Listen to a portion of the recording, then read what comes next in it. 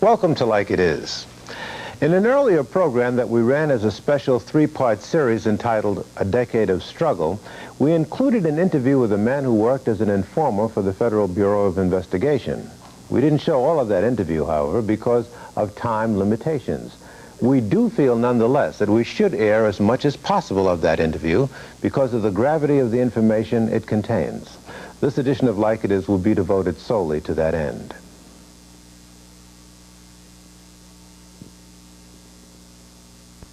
The name of the informant that we interviewed is Dothart Perry, also known as Ed Riggs, also known as Bill Perry, also known as Othello. He worked for the FBI as an informer who infiltrated various black organizations during the 1960s. Ours is the only full-face on-camera interview that he has conducted thus far. Now, we interviewed him on two separate occasions. So, for purposes of continuity, we've edited this piece, going from one interview to another according to subject areas. We began with his account of how he was recruited by the FBI.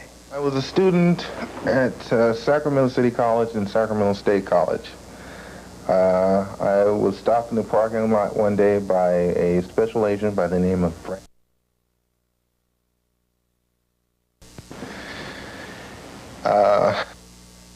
He told me a little bit about that he knew that I had worked in military intelligence and how would I like to work for him. And also that I knew certain people in the so-called black radical fringe that they would be very interested in finding different information out about. I told him that my term for military intelligence had been very short-lived, that I was not interested in them, and I wasn't interested in him either. By now, this must have been 1968-ish. Yes. Mm-hmm. The following month, I was going to school on a federal grant and also a VA loan check. My check didn't come down, either one.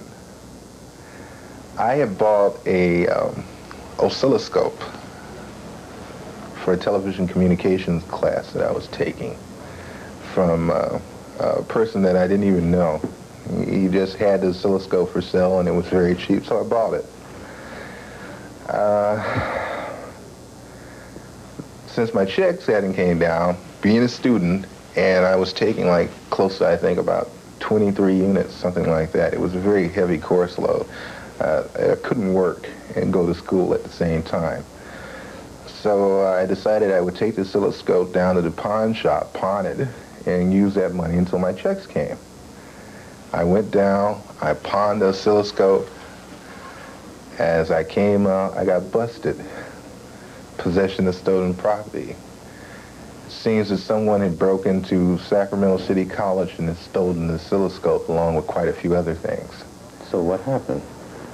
Well, I was taken to court due to a friend of mine, an attorney in Sacramento that I had been working for. He intervened for me, and it was broken down to misdemeanor possession of stolen property, which I was given 3 years summary probation for.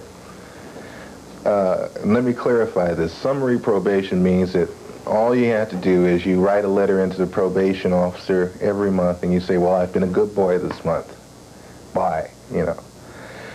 I got an offer for a scholarship at Los Angeles City College which I took advantage of, and I started going to Los Angeles City College and UCLA in Los Angeles.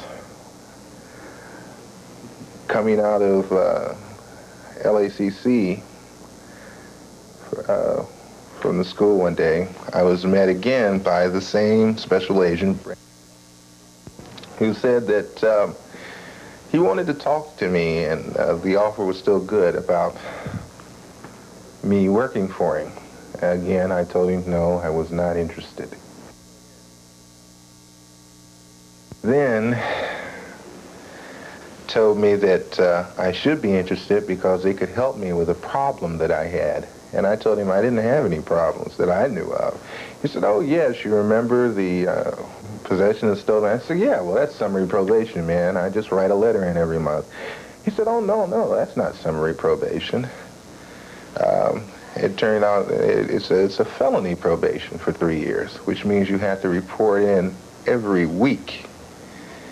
To bring it down to a nutshell, what happened? What happened was that as far as they were concerned, it was felony probation now, and if when you jump probation, that means they can put you in for the rest of the term of the probation, which came through about 2 years and 10 months.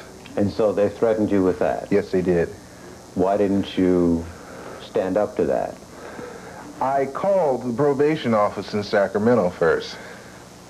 They told me a warrant was out for my arrest and that I was going to jail. Did you have any particular fear of jail? Yes. I don't like to be shut in. I have a very, very dark fear of being shut up anywhere. How would they have known this? The only way they could have known that is from my psychological profile when I went into military intelligence, which they take on all people that work in military intelligence. So you bent and you decided to go to work for them? Yes. How would you say that most of those who are doing the same thing that you did have gotten into that behavior? The same way you did, they were coerced? Coerced, pressure.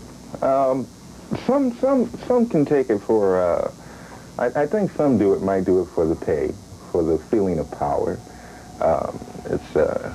It's a natural syndrome for a powerless person given a pedestal where he can direct, or he can say, well, this man goes to jail or this man stays free. They get a feeling of security from it.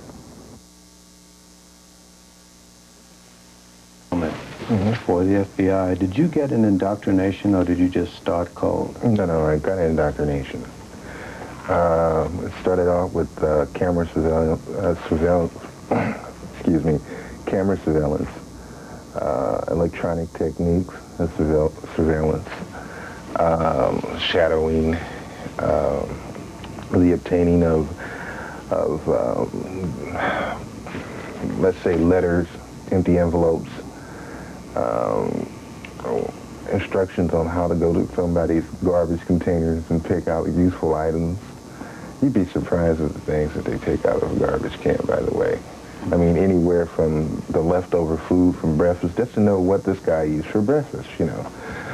When they become interested in a person or a group of people, they try to find out as much as they possibly can, psychologically and academically and social-wise. Who do they run with? Do they go to certain nightclubs? Does this one have a sex hang-up? Is the man impudent?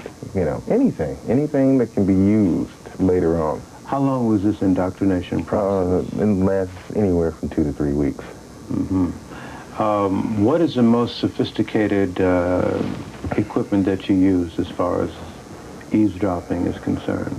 The video setup, and also I work with the new, I think it's called parabolic reflectors for sound pickup. Very interesting piece of equipment. How is that used? Okay, it reminds you of a disc. Have you ever seen those radioscopes? Yeah. You know how they're a disc and then there is a cone behind it. Like Cone in the center, right? Yeah. Okay, these parabolic reflectors were just like that, except a smaller version, and you would point it in the direction of where you wanted to pick up the sound from.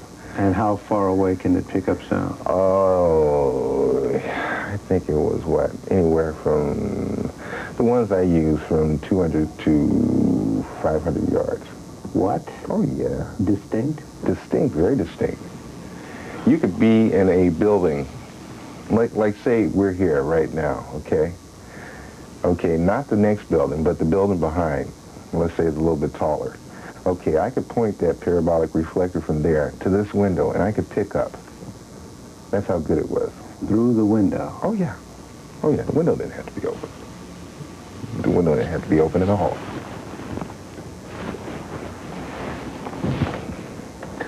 How does one go about tailing a person?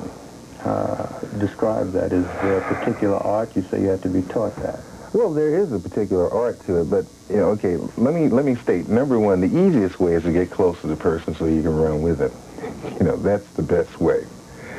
Okay, the second best way is the thing I've called trial and error observation, where you would go around and you would follow this guy, let's say, from a distance of anywhere from a half block to a block, as long as you can keep him in sight. And then you find out certain locales or certain places that this man goes to every day. Now, if you can get a set pattern of places that this man goes to every day, you got him down. You got him down. That's what they needed to know. So after a couple of weeks, you were ready to go to work? I wasn't ready, but I went to work, yeah. Do you know if this indoctrination period is more sophisticated today? Probably much more so sophisticated, for the simple reason that they're probably more severe on them as far as rating is concerned. Simply because of all the disclosures that are being made against them. I think they're being very, very careful. And when they sink their hooks in, I think they're making sure that it is tight, airtight. In your experience, did you ever see the FBI try to sway newspaper or media news? Oh, hey, let me run this down to you. L.A. Times, man. I went over there and picked up press passes from certain people over there. Let me see, some people that work for NBC. TV? Yes, in Los Angeles, used to get press passes to the Bureau and stuff. Fact is, we used to get some camera equipment from there. So a lot of this news film was probably turned over to the FBI. Oh, sure. Was definitely turned over. Oh, hey, they had a lot of reporters, and well, you know, it was that old game of one hand washes the other. Usually, an agent would prefer to meet the reporter on a one-on-one basis. You understand what I mean? Build a rapport with him. You know, go out to the press club, buy him a few drinks. You know, take him out to Hollywood Park. You know, for the races. You know, that kind of thing. Say, hey, Jim, you know, your paper's covering such and such, or your TV station's covering such and such. And, yeah, I just like a little bit more information than I've been getting. I need it, you know. It would kind of help me, you know what I mean? A personal favor. And if you do something for me, maybe I can do something for you, you know, in the future. Like, you know, when we're about to break a case, you'll be the first to know, that kind of thing. What kind of work did you end up doing as an undercover agent? Were you doing espionage work or informant work?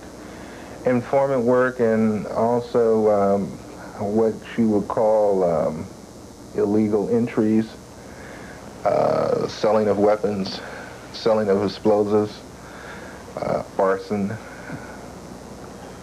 You would sell weapons and explosives to these radical, so-called radical groups that you were joining? Yes. All right. Where did you operate? I was given a cover name, Ed Riggs.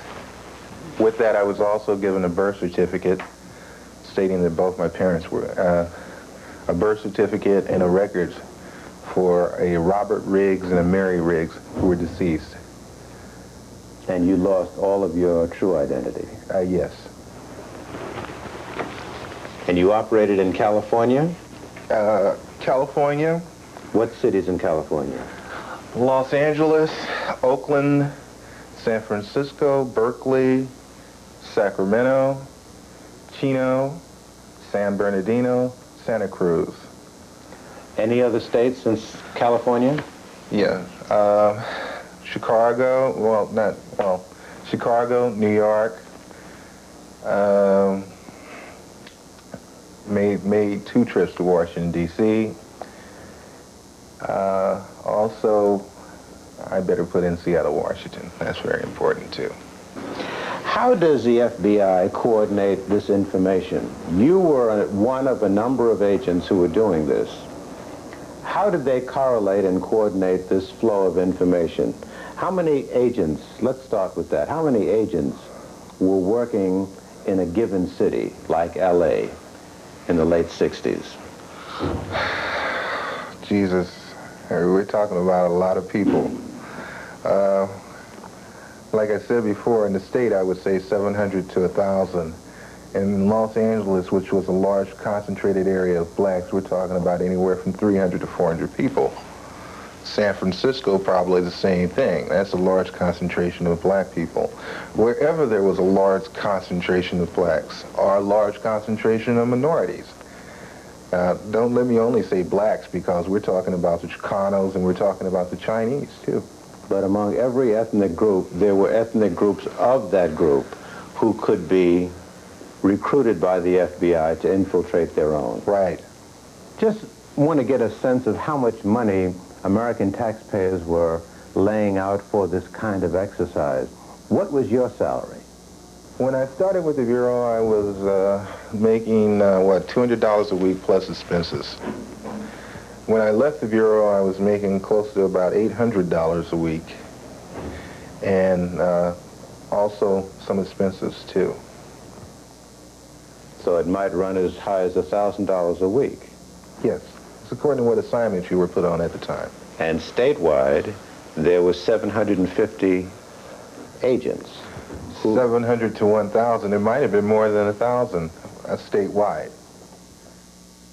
People are into a fantasy world when they believe that the Federal Bureau of Investigation finds out what it finds out through the method of scientific investigation. That the agents can just go out and they can plot a course and they can follow a man everywhere and they take notes and such. That's not the name of the game. The name of the game is find someone that is close to that man or can get close to that man or that group or whatever and have him do the legwork. So in other words, there obviously then would have to be more informants than agents. Definitely. What would the ratio be? 10 to 1? I think every special agent usually has anywhere from 6 to 7 what I would call prime informants or agent provocateurs. And then also you have anywhere from 20 to 25 people per agent also that are not really what you would call the everyday informant or agent provocateur, meaning that that person is not on a steady payroll by the Bureau, but every once in a while they will go to that person for information. What is your speculation on what recently happened in Miami? Would you suspect that there has been a number of agents that, or informants that have descended on Miami since that eruption? Oh, definitely, definitely. And not only from the Federal Bureau of Investigation, too. You'll have people from military intelligence. Military intelligence and the CIA, for the simple reason that they want to find out the CIA and the military intelligence people want to find out, is this anything connected with some kind of foreign agency? That's their prime objective. The Bureau wants to find out whether this was a organized type of mass movement that's going on. Are there leaders? Are there central people that started this? They want to find that out. Who was the one that was out there getting the group of people together and said, hey, let's go get this? You know, they want to know that. How would you tell a member of a community that they might be able to spot an informant? How is that possible? Can you spot one? or what should one look for? Let's say someone in Liberty City. Well, it's like this. Informants come in all sizes, colors, and attitudes. There is no definite way, unless you can get hold of his telephone bill, and if you can connect the number with a bureau office, and you got him. But The fact that they're not working steady and yet are able to eat and get around doesn't mean anything. not so much in the black communities. That's one of the hard things, because there's such thing as hustling. And some people are known as good hustlers. So people don't tend to trip off of them. Hey, Blood, I don't know how Blood did it. Blood probably did. He robbed somebody, or hey, man, he's selling some weed, or whatever, Would it necessarily have to be a new face in the community? No. No, fact is, they tend to shy away from that. What they try to do is get someone that's already situated. It's much easier. Much, much easier. If they have what they call a prime informant, one that has been trained, that knows how to get into the group. Say he's with another group, and he's made a name for himself. Okay, and then there is a group that the Bureau is interested in. Well, what they would like for him to do then is use his rep from the other group to deal with it. What do you base your conjecture or your statement that FBI operations and surveillance is more extensive today than it ever was? Why would there be? There doesn't seem to be the kind of organizations that existed in the 60s. Why would there be an even greater surveillance on the part of the government? Well, you have to look at it from the standpoint that the Bureau looks at it. And to them, organization or no organization, as long as there's one or two people or a handful of people that still think in the molds of some of the groups in the 60s, then they will be watching them. You can believe it. Then we moved into the area of budget, how the Bureau operates and manages its money. The FBI has holdings in different companies. They have storefronts, businesses. Wait a minute now. Why would they have holdings in companies, stock holdings in companies? It's extra money. Oh, you mean they get such a big budget and they may not use it in a particular year, so they invest in the stock market? Oh, yes. Oh, yes. The Bureau could, if federal funding was cut off to the Bureau right now, it could still go at full budget, I guess, for the next, 5, maybe 6 years.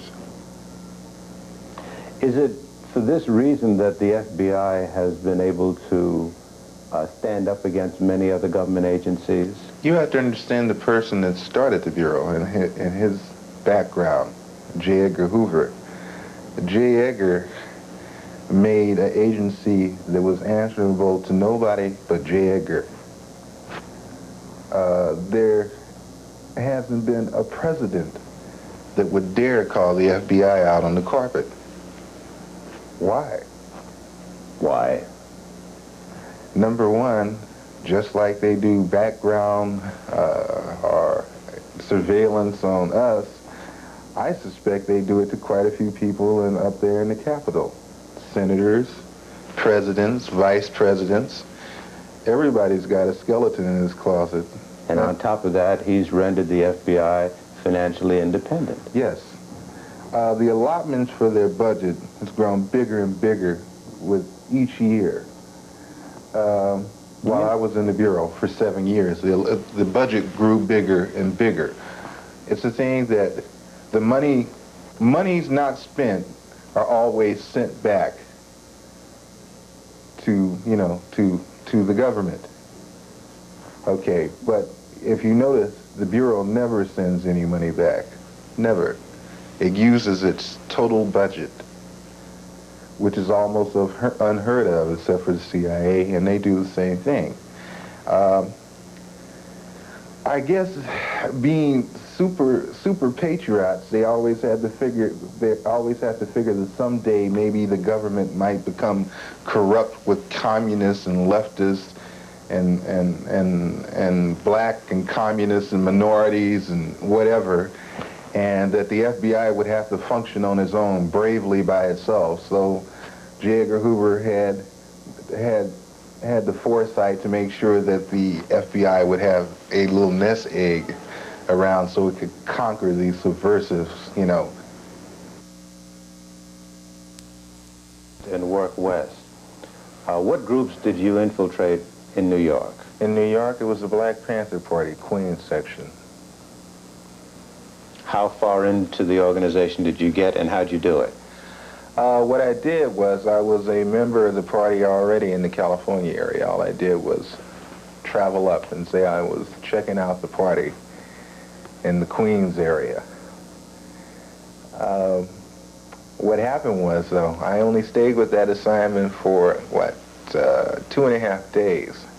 We found out later, we found out then that it was infiltrated heavily by the New York Police Department. And there was no need for your services? There was no need for my services. Let's go back to the 60s.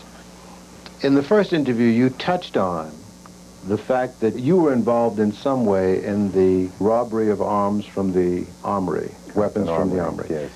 Give us the details and what just went down. What happened was that the Black Liberation Army, was in need of weapons. This was relayed to my supervising agent. By you? By me. Okay.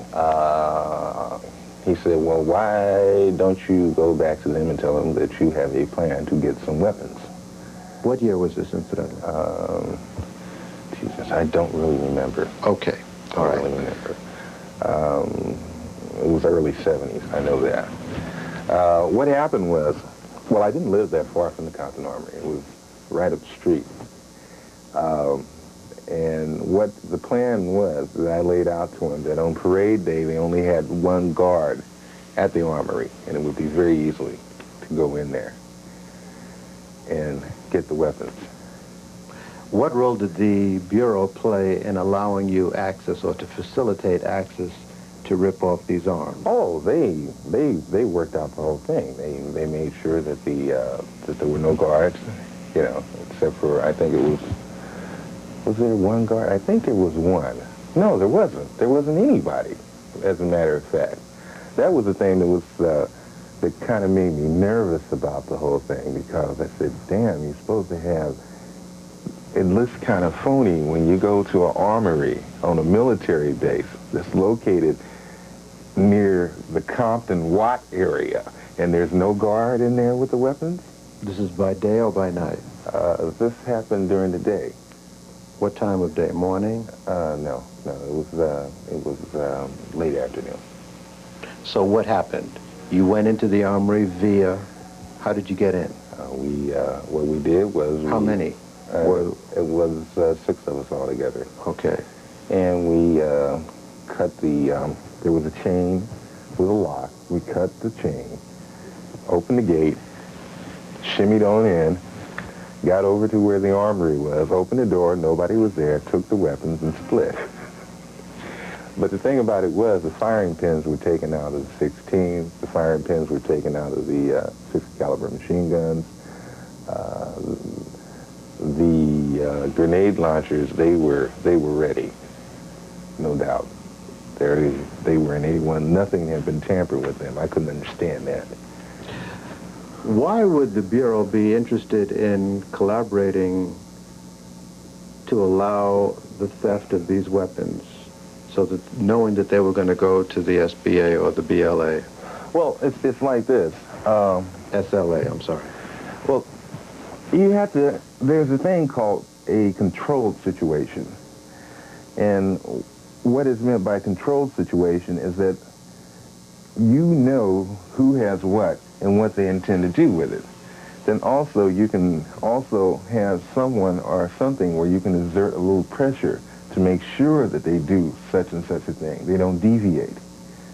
And the Bureau was very into controlled situations. So in other words, when they got these weapons, they could then be goaded or lured into getting into some activity that would make them vulnerable. Right. In other words, set up. Right. At this juncture, Perry began talking about a man called Elmer Geronimo Pratt, who Perry says is serving time for a crime he couldn't have committed. Going to allow a person like Elmer Pratt to sit up 9 years in jail for nothing. The man did nothing except that he was a leader in the Black Panther Party, and they wanted him out of the way. They? The Bureau. So, what happened? Well, there was a murder, right? The murder happened in Los Angeles. Elmer Pratt was in Oakland, okay? Elmer Pratt was under 24-hour surveillance, both physical and SE, electronic, okay? The Bureau, at any time after LAPD picked up Elmer Pratt, could have went down there and said, hey, look, you made a mistake. The guy was in Oakland, okay? They didn't. They sit back and let it happen because they wanted the man out of the way. It's sick. Here's a man that got a Bronze Star and a Silver Star. Pratt. Pratt, right, Elmer Geronimo Pratt. When he got out of the service, he joined the Black Panther Party because it was a cause that he thought was just and he thought was right. Possibly, and I'm not saying, don't let me paint him a saint, the man possibly did some things, but he did not commit a murder. You know? And let me tell you something about Elmer Pratt. And this is from personal observation. The man was honest, the man was upright, and his word was his bond. You know? And he wouldn't go around doing a jive-ass robbery on a damn tennis court and kill someone. That's just not Elmer Pratt. He was set up, he was railroaded from the get. I'm surprised they didn't try to kill him in prison. And I'll be surprised if they don't attempt to do it now. Because now people are starting to make waves. Finally, people are starting to realize, after the man's been in there 9 years, and oh, by the way, four years of that was in solitary confinement. Was the Compton Armory the only instance where you supplied arms to liberation or black groups? No. I supplied handguns, a few other things, quite a few people. The Community Freedom School, I gave them the ID, the money, and told them the store to go to purchase weapons, and what weapons to purchase. Have you witnessed murder? One. Fred Bennett. Were there ties to the Bureau involved in this murder? Well, let me put it to you like this. Who's Fred Bennett? Fred Bennett was a sort of low-ranking Panther Party member in Oakland. He was with the national headquarters. I found out later on that there was a great possibility, or that he might have been really a informant, but of a very low caliber. Well, what happened? What did you see? Well, I went up in a Jeep in the Santa Cruz Mountains with Jimmy Carr, Fred Bennett, and myself, and some white guy. Also, I was to find out later on that the white guy was working for the Bureau also. Mosier, I think his name was. What happened? Anyway, we get up there to the mountain, and Bennett says, you know, we got an informant here. In the car? In the car. And when he said that, the first name that clicked through my head was, excuse the expression, Jimmy Carr was not one to be trifling with. The brother had been in and out of prison all his life. For him to cut somebody's throat or to possibly physically beat them to death would have been no problem. He was a big, big brother. The only thing that I could think of, well, the man's hands was on the steering wheel. Let me try to take his head off, or he takes mine off. I was armed also. Then... So what did you do? I jumped, and I said, hey, what you talking about, man? And that's when he pulled his .357, and he said... Car? Yeah. He said, I'm talking about Freddie. And what I thought was going to happen, now when he stopped it, he took him out, he chastised him, right, slapped him around a lot. And then he took him up the hill. What I thought he was going to do was, you know, like beat the guy up severely, you know, break a leg, arm, whatever, you know, mess his head up a little taste, and then leave him out there. The next thing I know, me and Mosier, the white guy, we're standing by the Jeep, and we hear 3 shots go off. And then car comes down the hill, and he says, hey, you guys got to help me get rid of the body. And I'm thinking, oh, he killed him. That's, you know, but the thing was also, I was saying, play it like it is, you know, don't act like you're going to panic or anything, you know. So we went back up the hill. The white boy was greatly agitated. I mean, he's scared. I mean, excuse the expression. We went up there. He had almost actually decapitated the man. Have you ever seen a .357? Have you seen what he could do? Yeah. Yeah, well, his head was all, you know, like off. And we got some brush, some wood, and got some gasoline for the Jeep, and car poured it over the body and threw a match, and he burned the body up. And when I got back, I called up my supervising agent immediately and told him exactly what happened. And do you know they did not do a damn thing? The car? Nothing.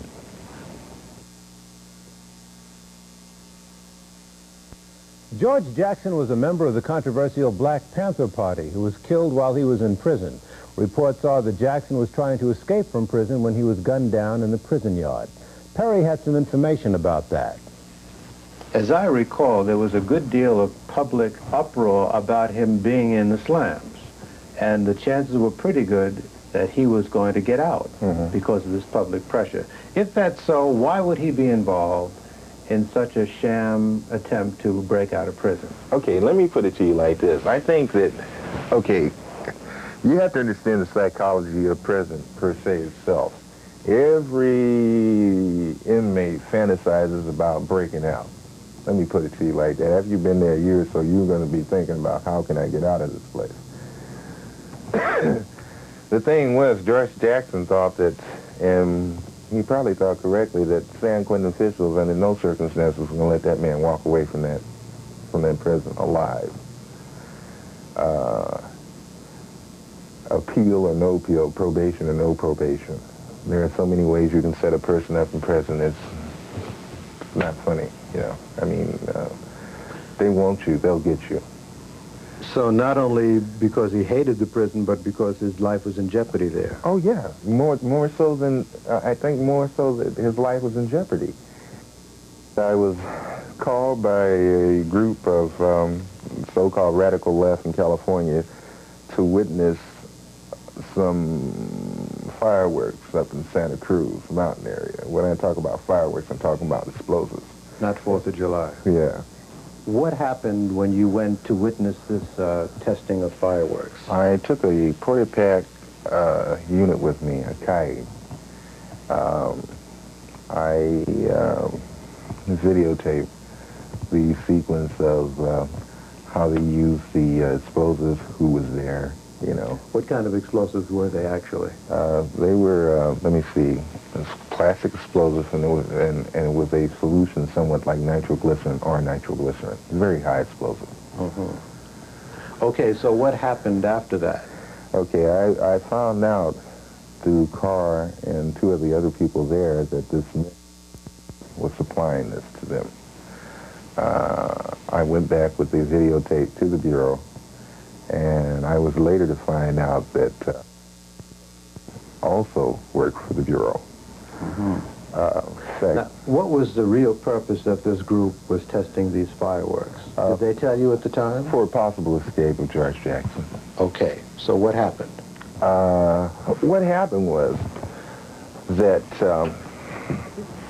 James Carr, who was better known as Jimmy Carr, who was like a second lieutenant to George Jackson, also was one of his former cellmates, was setting up a escape plan. Right. Okay, now the thing that is very confusing at this point to me is that through the information that I have and from the times that I spoke to Jimmy, they were setting up the works, but they hadn't put anything in motion. In other words, they had been slipping certain items into Mr. Jackson at present through different means. But the time wasn't right at the time that George Jackson supposedly made the attempt. But at any rate, a plan then was for someone to slip this stuff into prison and get it to either Jimmy Carr or George Jackson to effect a breakout. Oh, no, wait a minute. Jimmy Carr was on the outside at that time. I'm sorry. Okay. But it was slipped into George. Okay. It was slipped in. Okay. Because the St. Val's turned up after the so-called prison breakout. If you remember, the day of the George Jackson assassination, and that's what the hell it was, Vanetta Anderson supposedly went to visit George Jackson. I am saying Vanetta Anderson did not visit George Jackson. I am saying that guys, as a black woman, went to visit George Jackson. And I am saying also that Stephen Bingham, the attorney, was used by the way of handing the tape recorder to Stephen Bingham, to Bingham, to take in, because there was no gun in that tape recorder. That gun was already inside there with George Jackson. But apparently then, not only had the nitro and stuff been slipped to Jackson, but also there was a plan. And what was that plan? Well, the plan that we knew about, or let me say, the plan that I knew about personally was the plan where they were supposed to blow the east wall of the prison. Jackson, in turn, was supposed to have taken a chain, some long metal object, thrown it around the wires and grounded it. That's cutting out the power to the prison. And then escape off in the darkness with jeeps, with armed people that Carr knew. But what actually did happen? What actually did happen, okay, now this is only a hypothesis on my part. Yeah. But what I think, since the present authorities and the Bureau were well aware of what Jackson was planning to do, that they forced his hand. Also, I believe that one of the guards had the 9mm pistol. There is no way in hell that George Jackson could have got that 9mm pistol smuggled in, because that 9mm pistol was confiscated over a year ago from Landon Williams during a raid. Oakland Police Department had it in their possession.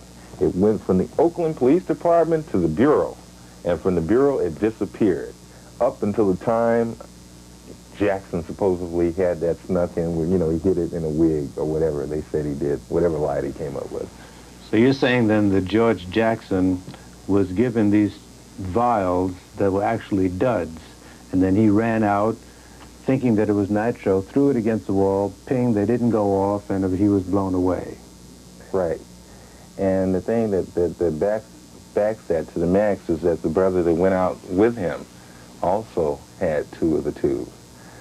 But the thing was, the prison authorities put them in a basket, and they took the tubes out into the center of the yard, and supposedly they stood back from a long distance and shot their weapons at it, breaking the tubes and the contents. You know, the contents all spilled out, and so there was no way to examine those.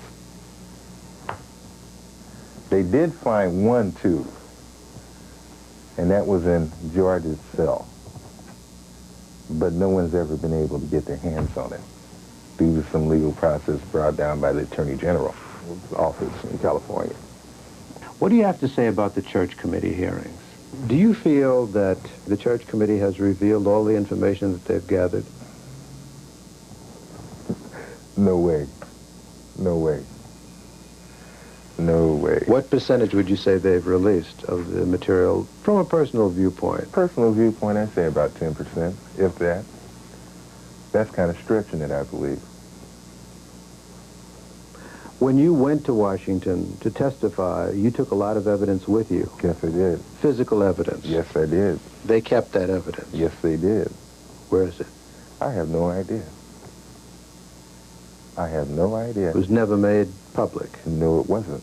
Was it strong evidence? It was very strong evidence. I mean, how strong can you get when you actually have the voice of the man speaking to you over the telephone, instructing you after you steal certain particular paperwork to burn that garage up. And he says his name. Yeah. I think that's very strong evidence. Well, what do you make of their reticence in releasing this information? Well, let me put it to you like this. I think the whole thing was a farce. I think it was a setup. When I went up there, I was interviewed by some people from the Justice Department, which was cool. But then also they had two agents from the Bureau that interviewed me for an hour concerning the information that they damn sure knew about. You know, I think Church cooperated with the authorities to a great extent as far as holding back certain elements of things.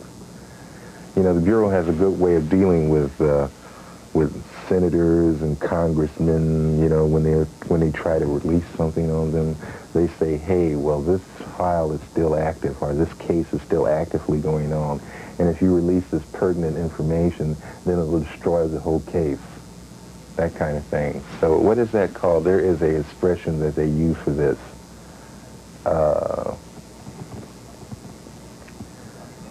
I'm trying to remember that expression. It's a little legal terminology in the interest of national security. We've aired these interviews in the hope that we've provided information and food for thought. It's not our purpose to characterize Mr. Perry nor judge him. If you choose, however, to pass judgment on Dothart Perry, it might also be appropriate to question whether or not each of us bears some responsibility for having allowed things like this to occur and continue to this very day. You know you're going to go to prison, don't you, sooner or later? Or do you think you might get away? I don't think I'm going to prison. I really don't think I'm going to prison. Are you in fear of your life? Not particularly. How can that be? It's like this. I mean, all the characters that you've been running with, and now you're turning and talking about them, naming names. Somebody's got to get warm. This interview, full face on camera, there's a good chance it's going to be seen nationwide. Well, I take it like this. I've played the game this long. I'll play the game out. I think I have a little bit more going for me now than I had before. I think people are aware of the position that I was in and why I was in the position I was in. And I don't think the Bureau under any circumstances wants to put their hands on me. The fact is, I think they're going to be using most of their time denying that they've ever known me. The fact is, from when this stuff, when I first came out with it, that was one of the things. We've never talked to him before. We don't know him. You know. Then later on it was a thing, well, yes, we know him, but he never worked for us. Then the third thing that came out was, well, yes, he worked for us, but he didn't work for us at the times he said he worked for us.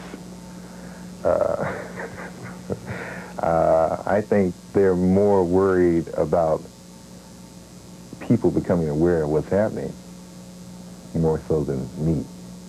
In your career as an informer, you committed arson, you witnessed murder, you stole weapons and supplied them to certain groups under false pretenses. You procured information from people. That's an ugly mirror to hang up in front of your face, isn't it? Definitely. But then also, if you're thinking about the part of them pressing charges against me behind those actions that I did, you have to also think in part that if they're going to press charges against me, then they have to press charges against them. How much would you say you've earned in your career as an informer? Have you ever thought about it? No, not really. I would say anywhere in the seven-year period, I'd say anywhere between $50,000, $60,000. Oh, for a 7-year period? Over a 7-year period. It's not a lot of money. It's not a lot of money, no. Per se, it really wasn't the money. It was the pressure. You'd be surprised at what a squeeze in the right place can do to a person. Because if you had told me when I got out of the service that I would work for the Federal Bureau of Investigation, I told you were out of your mind. And you're saying to our audience today that there are many, many, many black people, brothers and sisters, who are caught in the same bind that you were in. Or worse. And are working for the government. Oh, yeah. Informing on our people. Definitely.